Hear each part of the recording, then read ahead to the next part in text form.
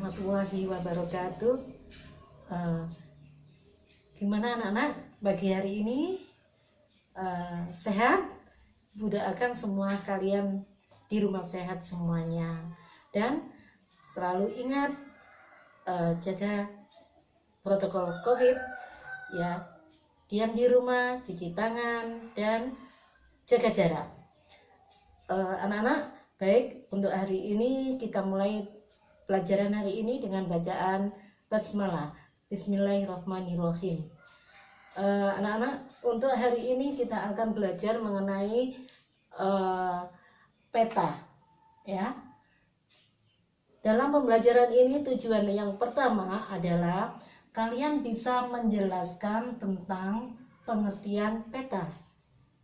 Untuk yang kedua, kalian bisa menjelaskan komponen-komponen peta yang ada. Baik, untuk hari ini kita awali terlebih dahulu. Kalau kalian di rumah akan dengan belajar peta ini akan mengetahui di mana sebenarnya alamat kalian, lokasi petanya di mana, berapa luas daerah kamu. Tentunya anak-anak juga belum paham kan? Maka dari itu kita belajar mengenai bagaimana cara membuat peta. Sekarang kita perhatikan penjelasan berikut ini. Permukaan bumi pada suatu bidang datar dan diperkecil menggunakan skala. Komponen penyusun peta yang pertama adalah judul peta. Pada contoh berikut, judul petanya adalah Peta Negara Kesatuan Republik Indonesia. Judul peta menunjukkan isi suatu peta. Komponen penyusun peta yang kedua adalah skala peta. Skala peta adalah perbandingan antara jarak di peta dengan jarak sesungguhnya di lapangan. Skala peta memiliki beberapa jenis. Jenis yang pertama yaitu skala angka. Skala angka berwujud angka. Contoh skala tersebut berdasarkan peta berikut adalah 1:5 juta. Sehingga dibaca setiap 1 cm di peta sama dengan 5 juta cm atau 50 km di lapangan.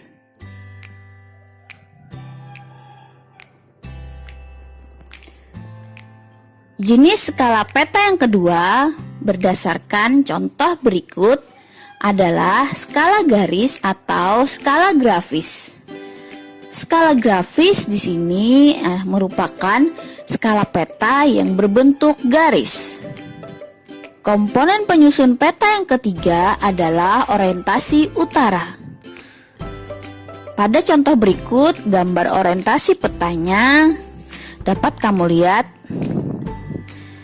Untuk bentuk orientasi memiliki berbagai macam atau berbagai bentuk.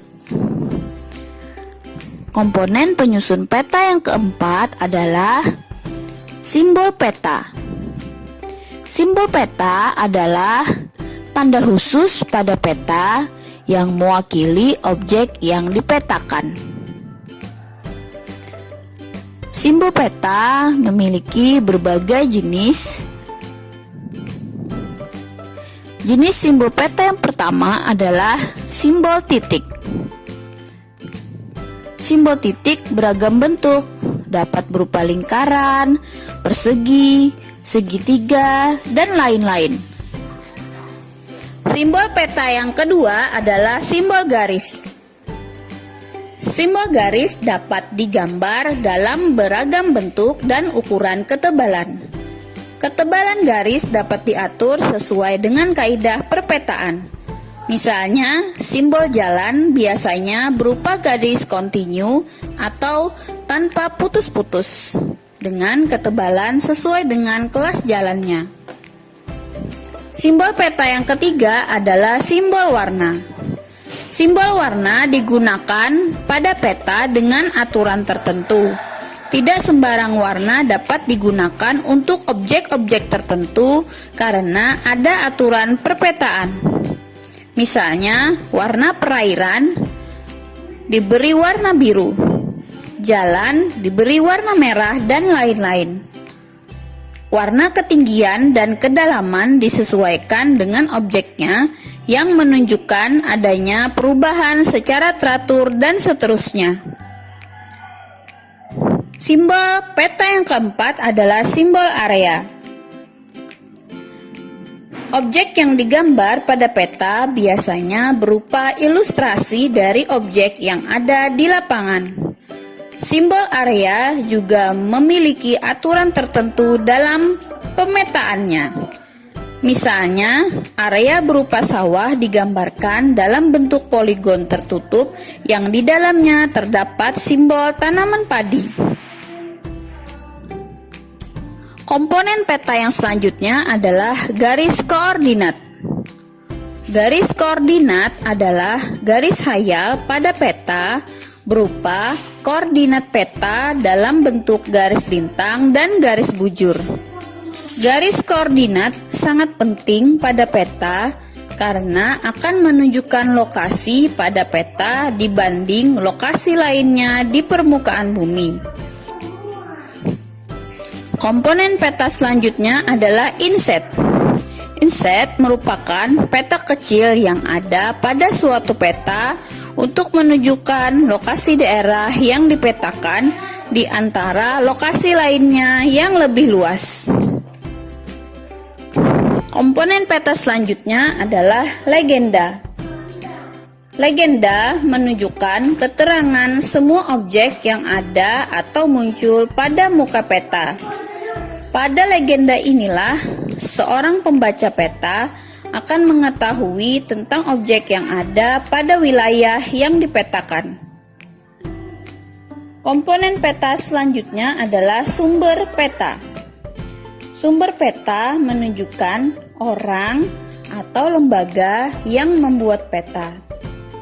Dari sumber peta inilah diperoleh informasi untuk membuat peta, sehingga bisa dinilai kualitas peta yang dihasilkannya. Nah, bagaimana? Apakah sudah memahami apa itu peta dan komponen-komponen yang ada di dalam peta? Baik anak-anak, setelah kalian perhatikan dari materi yang sudah kita sampaikan, maka tugas kalian adalah di rumah. Yang pertama adalah membuat resume materi peta. Yang kedua, kalian nanti akan Ibu kasih tugas membuat peta Indonesia. Ya, tugas saya kasih waktu 1 minggu. Nanti kalian kerjakan, tugasnya dimasukkan di e-learning pada penilaian, resume di pengetahuan, dan nanti pada gambar petanya dimasukkan pada penilaian keterampilan. Baik, karena peta Indonesia nanti akan kita bahas pada pertemuan selanjutnya. Ya, kiranya cukup sekian materi yang dapat kita bahas bersama. Semoga bermanfaat bagi kalian. Ya, kita tutup bersama dengan bacaan hamdalah. Alhamdulillahirabbil alamin. Wassalamualaikum warahmatullahi wabarakatuh.